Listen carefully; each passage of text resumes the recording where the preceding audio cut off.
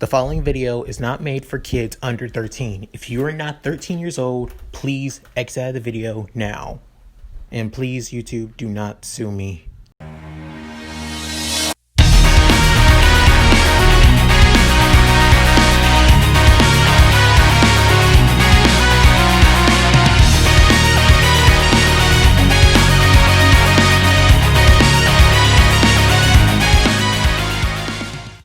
Sup guys, Leon Mooky here, and I'm back with another part of What If Rin Okumura Was in My Hero Academia. This is part 6. In the last part, Rin basically confronted Bakugo and told him how he felt about when he fought against Izuku, and they also chose the class rep, being, just like in canon, Ida being the class rep after Izuku stepped down. That said, let's get into this. Right after what happened, Izuku Class 1A prepares to go to the USJ, where they're planning on doing rescue training. And as Rin asks, "Hey, what happened to your costume, Izuku?" Same thing with Ochiko, as he told him that their costume's getting repaired and everything, so he has to use his UA gym uniform in the process. As he also decided to add a little bit of things to his costume as well, with Ren saying, "If you say so, man. I hope it's done as soon as possible." As Ochiko also agrees, with her wondering if she should change up her costume as well, as Ren tries not to stare since he is getting a little bit flustered, as it's almost like the same way with him with Momo when he sees Momo all the time. But then Ida calls everyone to the bus, where they, as usual. Soon after, everyone begins explaining about their quirks and how popular they would all be because of their personalities and their quirks as well. Also, I kind of thought it over. I had a hard time thinking on what I should call Ren's quirk, and some of you gave me some ideas on it. Should be called Hellflame or Hellfire or all that. I realized Endeavor already has a Hellflame quirk anyway, and Dobby's quirk is kind of similar, being charcoal and everything. So I decided to call his quirk Inferno. It still has a flame design, and the only difference being his flames are blue. So Inferno just sounds about the same. Any rate, let's get back into it. As everyone begins thinking that they would be great heroes, especially Izuku with his personality, and saying that his quirk is similar to All Might's, as he gets a little flustered. And soon after, Ren even thinks the same thing, that it is kind of similar to All Might's, the only drawback being him breaking his bones every time he uses it. As Izuku gets a little bit embarrassed, but Ren assures him that he'll master it sooner or later.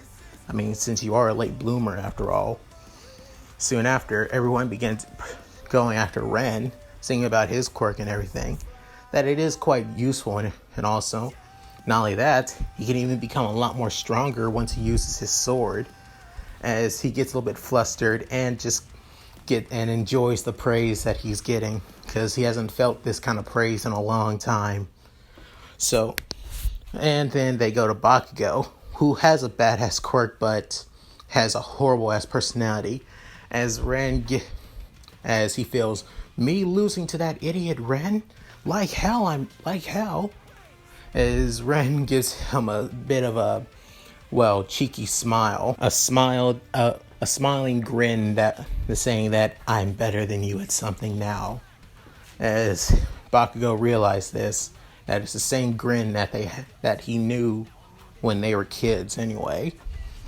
Soon after, they all arrive at the USJ, where they arrive by 13. Soon after, Izuku begins geeking out about 13 a lot, and she begins explaining what the USJ is, and a facility where they can learn how to do rescue training, and each zone has a different scenario and everything that they have to learn with their own quirks and abilities. Soon after, Izuku began to realize that All Might's not here. Soon she says that All Might was doing hero work, and is relaxing, showing the number 3, pulling up 3 fingers to Aizawa, saying, as he says, I guess that's expected. Still working as a hero, even though he's a teacher now. Soon after, Izuku noticed 3 fingers as well, and believes that it's his time limit that he went over a little bit. As Ren notices this and begins thinking Izuku might know something, but not to bother. Probably just suspicious as well. Soon after, that's when Kurogiri's warp gate soon opens in the center, with tons of villains showing up, alongside the Nomu and Shigaraki, as they announce that they are the League of Villains, and that they are here to kill All Might. Soon after, Kirishima begins thinking, I thought we were here to rescue train, not face against villains. As soon after, Aizawa tells 13 to take care of the kids, as he prepares to go fight against all the other villains, as Izuku tells him, but wait, Mr. Aizawa, your quirk is only direct on one-on-one fighting. You can't fight an entire group of people. As Aizawa tells him, if that was the case, I wouldn't be able to be a hero, wouldn't I? There are some things you learn over time, Midoriya. As he jumps down from the stairway, from the entrance, and goes fight and takes out a couple of villains in the process. As Ren says that I can't just stand here, I gotta go help. As 13 tells Ren, Okumura, you have to stay here. It's too dangerous. As he tells him, like hell, our teacher's going to risk his life for us. We can't just sit here and do nothing. Soon after saying that, Kirishima also agrees, and Bakugo is also saying the same thing, wanting to take care of some villains and prove how strong he really is.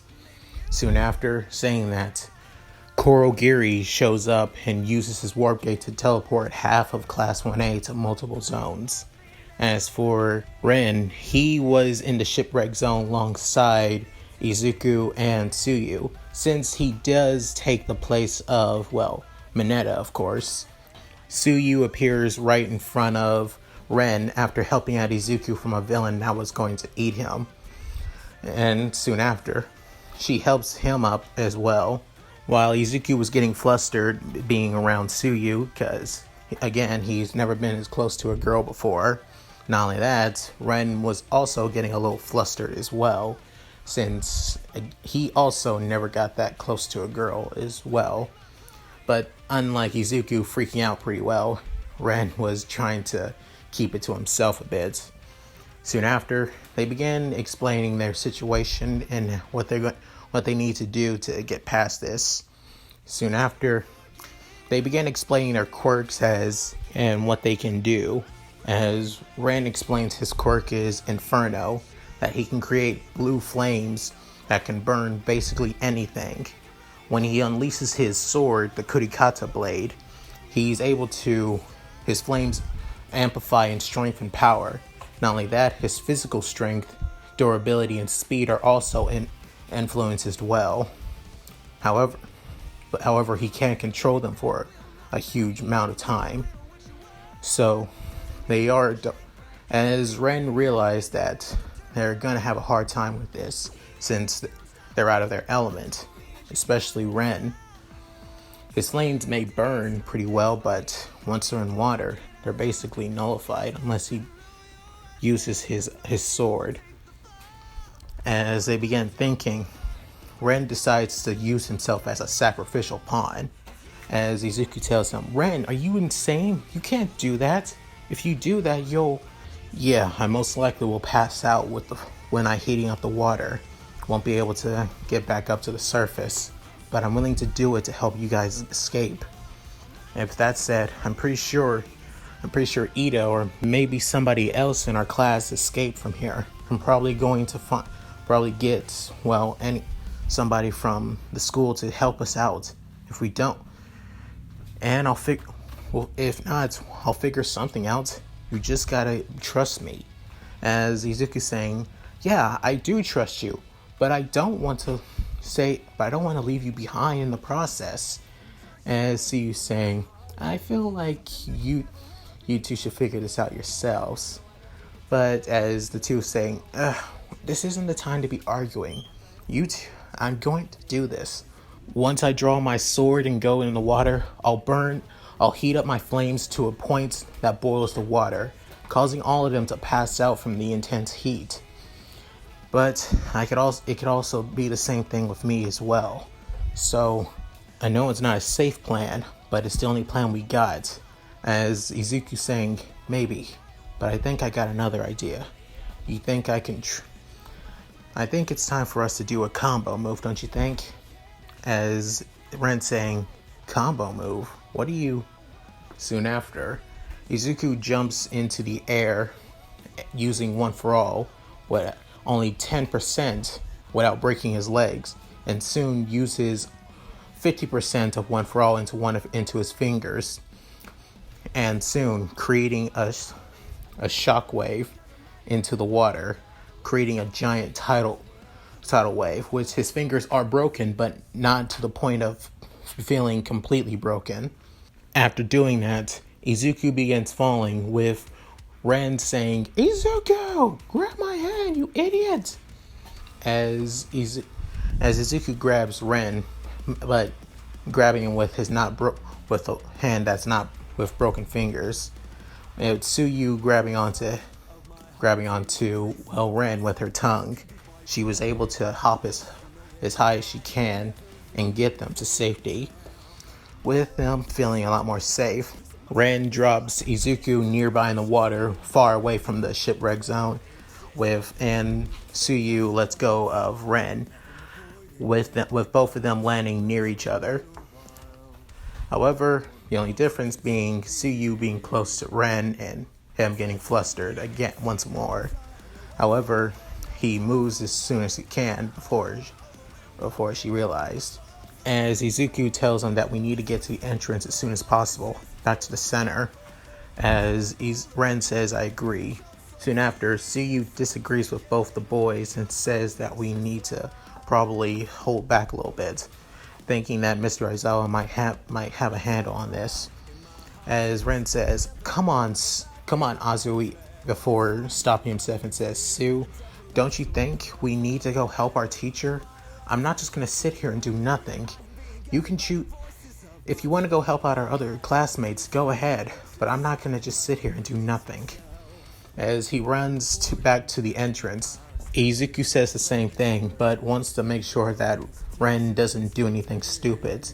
As Tsuyu didn't want to be left alone, she also agrees and heads back to the entrance alongside them, as Ren is worried about Aizawa in the process. And that's it. Thank you guys for watching. Hope you enjoyed this. Please leave a comment below and tell me what you guys think. I would love to hear. Also, please like and subscribe, which again helps out my channel a lot. At any rate, this is Mooky signing out. Later.